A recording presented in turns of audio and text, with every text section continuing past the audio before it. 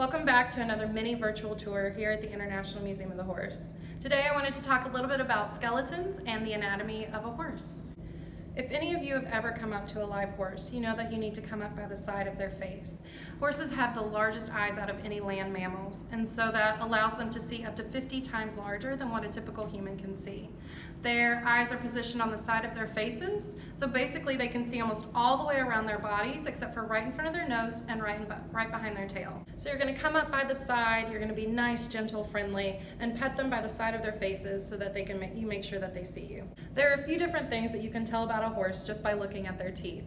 Their incisors can tell you about how old they are. Their wolf teeth or their canines can tell you whether it's a male or a female, and then you can look at their molars to see about their eating habits. One of the ways that you can tell the age of a horse is by looking at their front teeth, and this is typically for horses 10 and older. They start to get a dark mark on the top of their tooth called Galvane's groove, and that starts at the top, follows the length of the tooth, and then disappears from the bottom when they're about 25.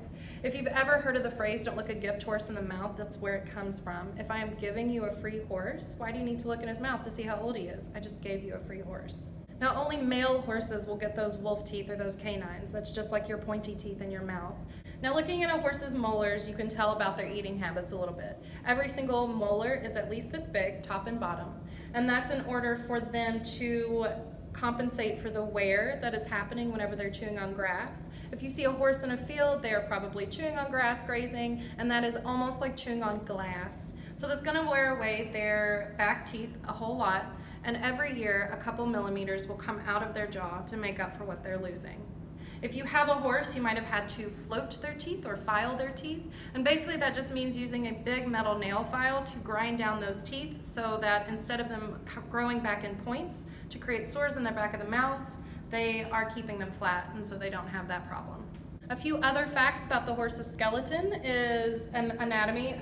Their nose right here, if you take your finger and travel it down the length of your nose, you can tell when that cartilage stops.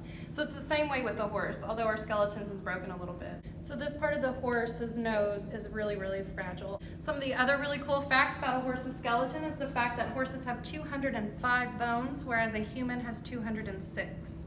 Also, something that's really interesting is the way that their legs are compared to ours. So on their front legs, if you look at their bones, this right here, this top part is actually equivalent to our elbow. This, what it looks like the knee, is actually their wrist. And then this right here is going to be their fingers. And then the hoof is kind of like a fingernail. If you guys have any questions, please let us know in the comments below.